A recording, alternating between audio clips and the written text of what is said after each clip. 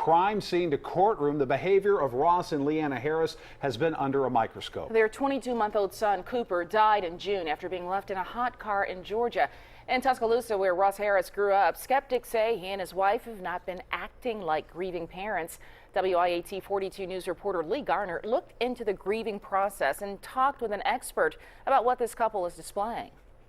It's something that most of us have experienced, or at least we feel we know how we would react. That's grieving. But when it comes to grieving, is there one right way that it should look or sound? He was saying, oh my God, my son is dead, oh my God. For each tear wiped away during the preliminary hearing, detectives showed the flip side, like this conversation when Leanna Harris's mother asked why Leanna wasn't crying or reacting.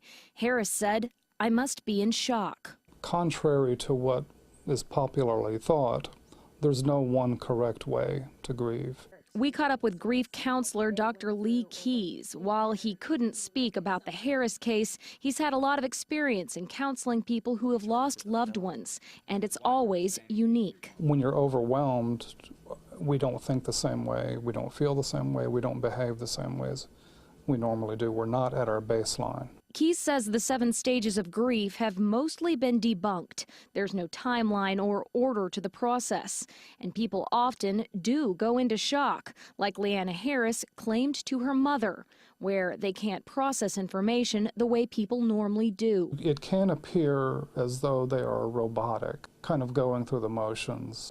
Leanna Harris has not been charged with any crime. Investigators tell us that at this point she is just part of the investigation. Reporting in Tuscaloosa, Lee Garner, WIAT 42 News, coverage you can count on.